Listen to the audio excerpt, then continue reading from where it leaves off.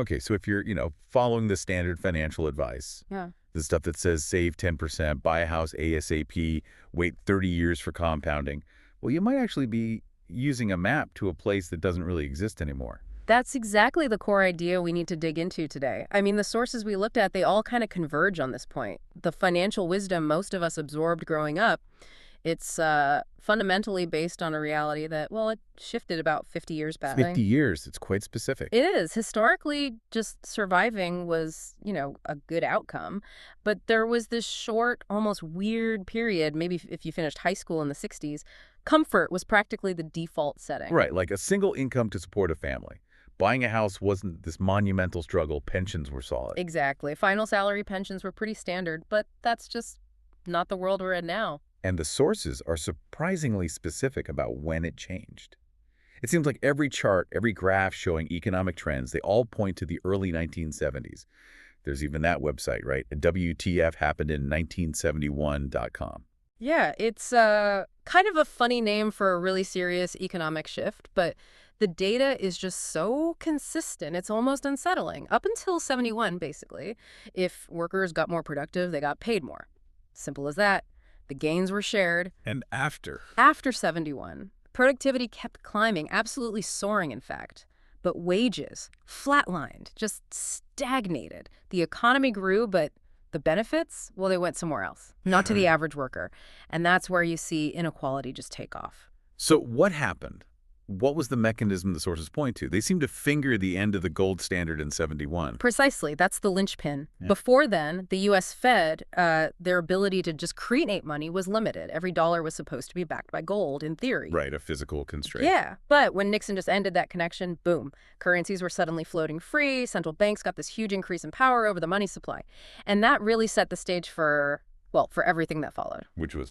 An era where the entire world basically got hooked on cheap debt. I mean, look at global debt compared to GDP.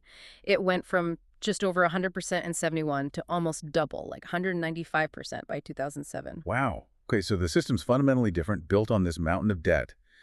How do the sources suggest, someone listening right now even starts to navigate this? Let's start with that classic advice. Save your money. Myth number one. Right, the saving myth. And this is where the old rules aren't just unhelpful, they can actually hurt you. Saving money in a standard bank account has become, honestly, probably the weakest financial lever you have. Weaker than spending less. In many ways, yes. Because think back, after World War II, right up until maybe the 2007 crisis, the interest you earned on savings, it almost always beat inflation. Your money was safe, and it actually grew a bit. But then 2008 happened, the crash. Central banks slashed rates to basically zero to try and save the economy. Exactly. And that just killed the return on savings. For that whole stretch, pretty much 2008 to 2022, the real interest rate, what you got after inflation, was negative. So putting money in the bank meant you were actively losing buying power. Month after month. It was like a penalty for being financially responsible, for being a saver. And the sources suggest this isn't just going to snap back to the way things were, right? Because governments themselves are kind of trapped now. Absolutely trapped. The U.S. government alone piled up something like $20 trillion in debt just in the last 15 years or so. 20 trillion. Yeah. So they need debt to stay cheap. If interest rates go up too much, their borrowing costs just explode. It's already, 39 cents of every income tax dollar in the U.S. goes just to paying interest. That's staggering. It is. So the incentive structure is crystal clear. Governments want, maybe even need, interest rates to be relatively low and inflation to be, as high as people will put up with. Yeah. Keeps that real interest rate down, makes the debt manageable. Okay, so if saving is punished, the usual reaction is, right, I need a super detailed budget, track every penny. But the sources seem skeptical of that too. They talk about mindful spending. Yeah, they're not big fans of traditional budgeting for most people. And the reason is, most of your spending isn't really flexible day to day. Like housing, food, transport. Exactly. In the U.S., that stuff eats up like 72% to maybe 82.5% of the average budget. So agonizing over, a $5 coffee is just, it's wasted mental energy when the big costs are locked in. So mindful spending isn't about deprivation. Not at all. The goal shifts. It's about maximizing your happiness for every dollar or pound or euro you spend, not just cutting back everywhere. Okay, I'm intrigued. No budget. So what do you do? Well, the first step is actually kind of counterintuitive. Manually track your everyday spending, not meticulously in a spreadsheet, but just jot it down. Why manually? It's the psychology, the friction of having to physically write down spent $4 on a soda right after you buy it. It makes you pause just for a second. You start thinking, was that really worth the hassle of even writing it down? Huh. Using inconvenience against yourself. I like it. Okay, what about bigger purchases? There was a 2-week rule. Yeah, that's purely to fight impulse buys. The Mhm. idea is for anything non-essential over a certain amount, say $50 or $100, whatever feels right for you, you just wait 2 weeks, put it on a list. Yeah. And the sources say you'll be amazed how often, after 14 days, that must-have item feels completely unnecessary. The urge just vanishes. Hmm. Makes sense. But the real wins aren't there, are they? Step 5 was auditing fixed costs. That's where the leverage is. I mean, finding a way to cut your housing costs, maybe by moving or downsizing, even by a third, that could slice 10% off your total spending. That's meaningful. Cutting coffees won't do that. Okay, so mindful spending helps optimize, Yeah. but you still position saving and cutting as the weakest lever overall. Why weak? Because there's a ceiling. You can Hmm. only cut your spending down to zero, right? And you can't live on zero. But earning, there's no theoretical upper limit to how much you can earn. All right. Think about the effort involved. Cutting your spending by, say, 20% to save an extra $10,000 a year. That takes serious willpower, constant vigilance, sacrifice. But earning an extra $10,000 while keeping spending the same financial result, zero sacrifice today. Earning is offense, cutting is defense, and offense has more potential. Exactly. Earning is the powerhouse. It's the most powerful lever you've got. Okay, that makes sense. And that focus on earning brings us straight to myth number 2, the early retirement dream. You know, the R part of FIRE financial independence, retire early. The idea that the ultimate goal is just stopping work. And we really need to clarify terms here. We're talking about financial independence, FI. The goal, the sources argue very strongly, should be FI, not necessarily the R part. Because this idea of just stopping work completely forever, it's actually pretty flawed. Flawed how? Economically or? Both, really. Economically, it's hard, but psychologically, too. Think about those stories of lottery winners. Yeah, the guy who went back to McDonald's. Luke Petard won like $1.6 million, quit his job, got bored stiff, and went back to flipping burgers. Or Roy Gibney won a huge $9.5 million, didn't work for 14 years, then got so restless he started a sheet metal business. So work gives us more than just money. Absolutely. It meets really deep needs for meaning, for structure, social connection, feeling useful. There's even research suggesting that early retirement, if it means just stopping everything, can actually speed up cognitive decline. Wow, okay, so it's not about stopping work, it's about gaining control, financial independence. FI is the goal.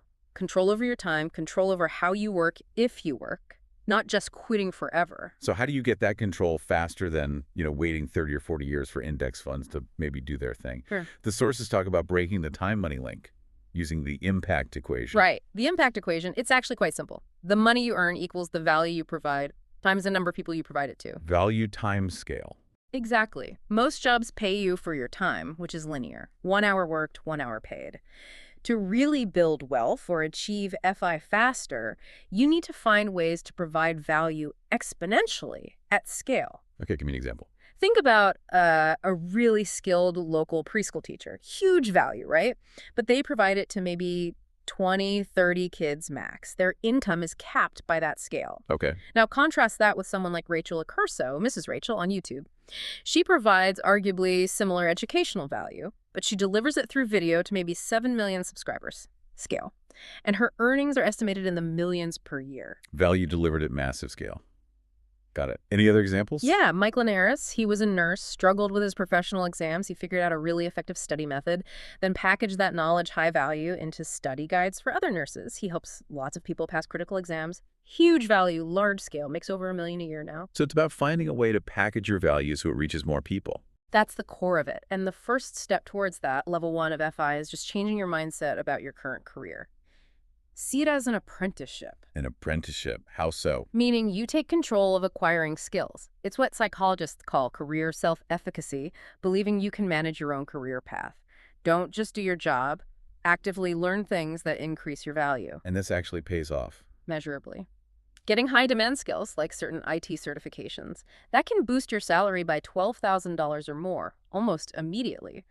And things like high emotional intelligence, a skill you can develop, studies show that's worth, on average, an extra $29,000 a year. Okay, so focus on earning, build skills. Then the question becomes, where do you put that money you're earning?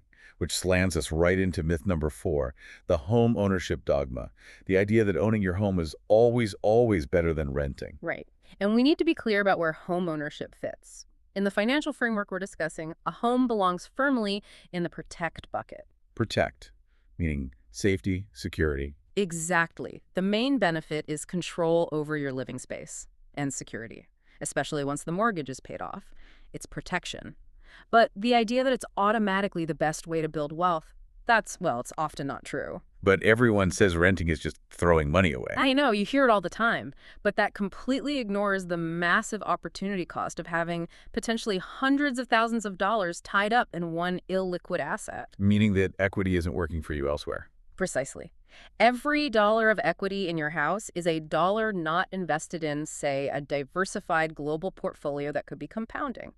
Plus, think about mortgage interest. For the first decade or two, most of your payment is just interest that's basically rent you're paying to the bank. Never thought of it quite like that.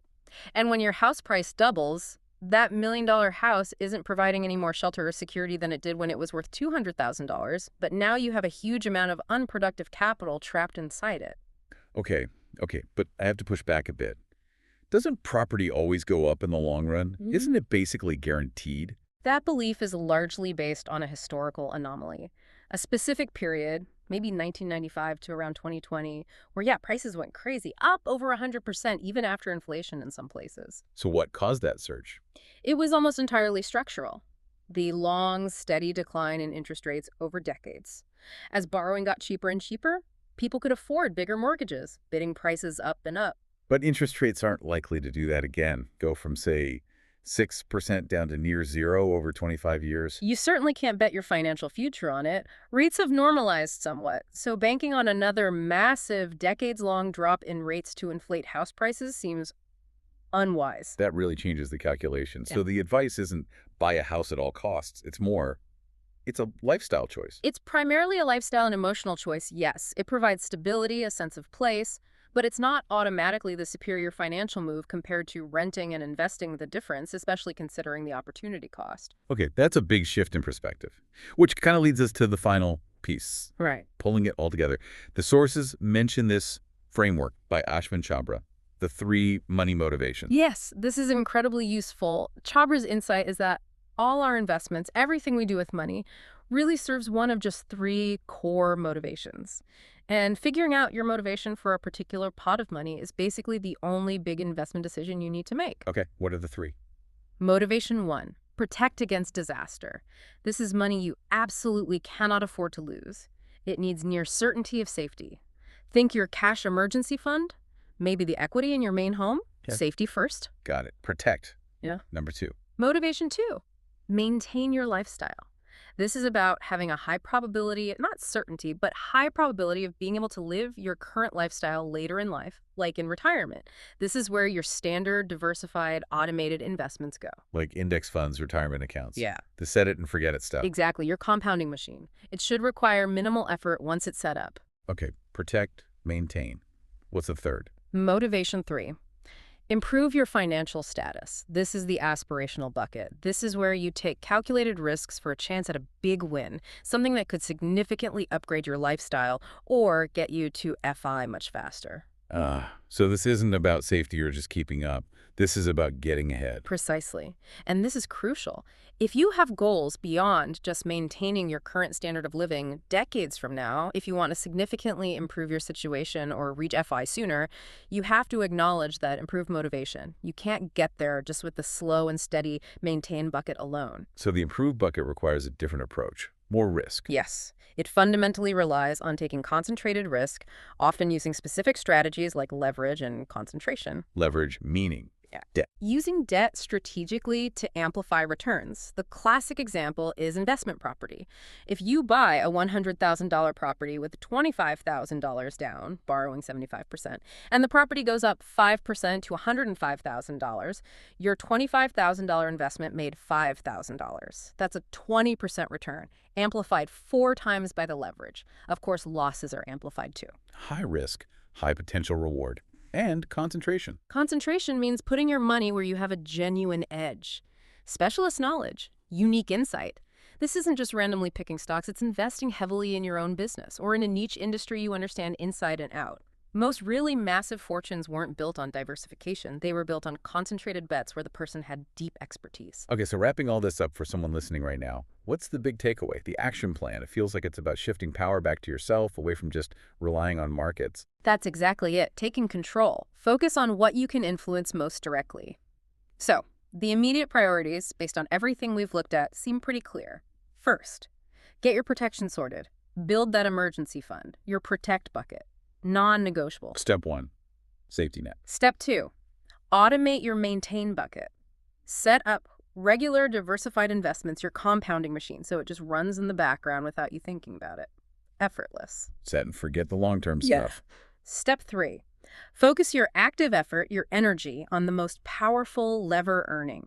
Building those skills, looking for ways to increase your value, maybe exploring those level 2 FI ideas like scaling your impact. Okay, earn more. And fourth, Fourth, if you have those aspirational goals, start researching and understanding improved investments.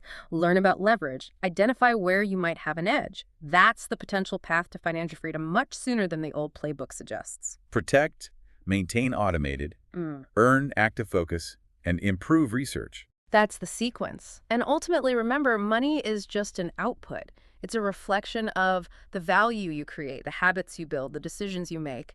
The sources strongly suggest you can't really improve your financial life significantly without improving yourself more broadly. That's interesting, like financial health is tied to personal growth. Yeah, the benefits tend to spill over. Better finances often come with better habits, clearer thinking, maybe even better relationships and health. It's all interconnected. So maybe your net worth is just a lagging indicator of your overall self-improvement. That's definitely a provocative thought to end on. Something for you to really mull over as you think about your own protect, maintain, and improve goals.